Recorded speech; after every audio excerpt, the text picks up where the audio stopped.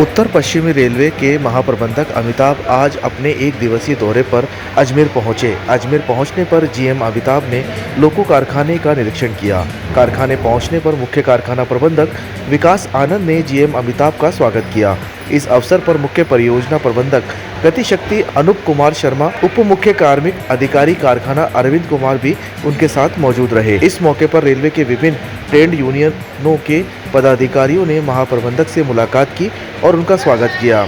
महाप्रबंधक अमिताभ ने इस मौके पर बताया कि वंदे भारत ट्रेन का भी कार्य चल रहा है।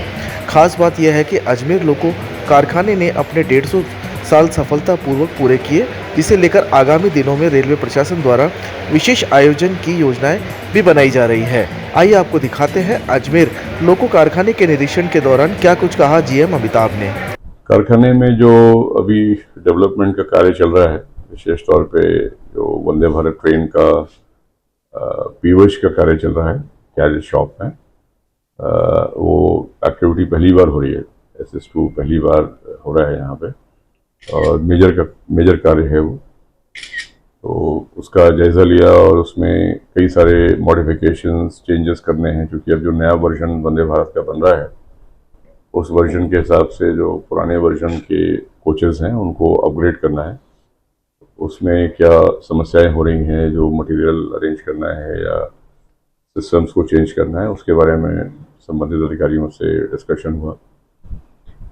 इसके अलावा अभी तो ये पहला रेक है जिसका कि शॉप में पीओच हो रहा है। आने वाले समय में बहुत सारे रेक आएंगे यहाँ पीओच होने के लिए। उसके लिए करीब 175 करोड़ की लागत से बनने वाला जो नया मेंटेनेंस एरिया है जी, उसकी भी योजना मुख्य कारखाना प्रबंधक जी से समझी। उसको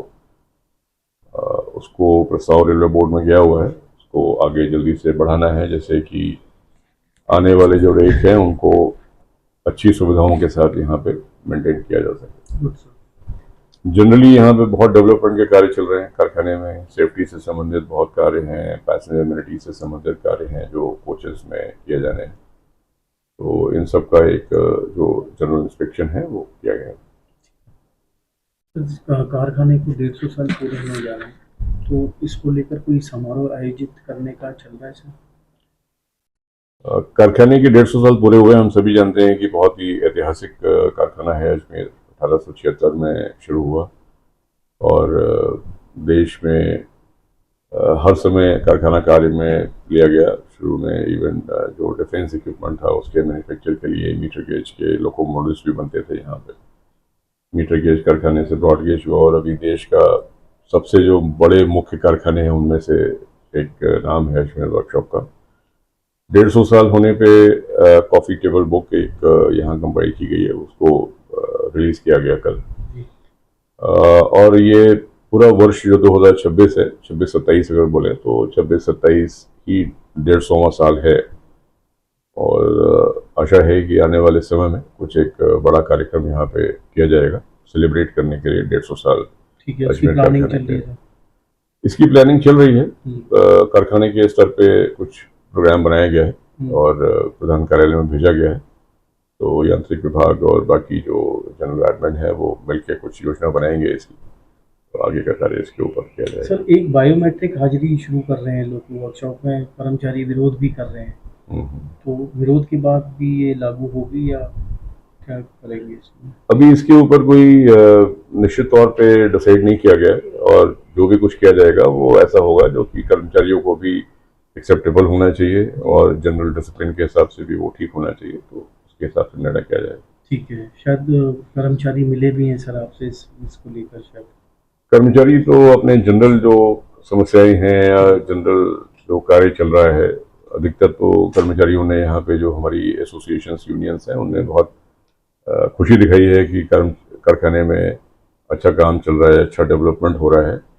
कुछ वैगन्स के पीओएच की जो फीड है, जो पीओएच के लिए वैगन्स आते हैं, उनमें कुछ इश्यूज हैं, क्योंकि नॉर्थ वेस्टर्न रेलवे एक नेचुरल पॉइंट नहीं है वैगन्स के पीओएच का, और उसके लिए स्पेशली रेक्स बाहर से आते हैं।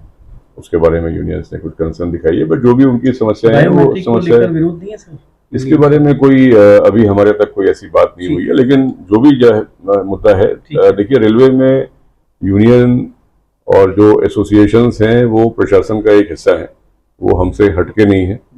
वो हमारे कर्मचारियों की समस्याएं एक संगठित रूप से हमारे पास लेके आती हैं और हम उनको एक बड़ा अभिन्न अंग मानते हैं अपने प्रशासन का। तो वो जो भी कुछ बताते हैं उसके ऊपर पूरी अच्छी गहनता से जांच होती है, उनके साथ मिलकर जांच होती है और एक रास्ता हमेशा एक अपनाया जाता है जिससे कि मुख्य तौर पे उद्देश्य ये है कि रेलवे को आगे लेके जाना है, क्योंकि रेलवे आगे जाएगी तो देश आगे जाएगा। तो उसको उस उद्देश्य के साथ काम होता है। तो कभी कोई इसमें कोई किसी प्रकार का आपस में मिसअंडरस्टैंडिंग वाली कोई बात होने का सवाल ही नहीं होता है। अपने के बारे में मुझे जानकारी नहीं है। ये लोकल इशू है, यहाँ के जो मुख्य कारखाना प्रबंधक हैं वो शहर की पहचान है, कारखाने की पहचान है, वो 2 साल से खराब पड़ा सर। आपने बताया, मैंने आपकी बात सुनी है। कोई टाइम था सर कि वो होटल बसता था और लोग बाग घड़ी सेट करते थे, भाई इतने बज गए।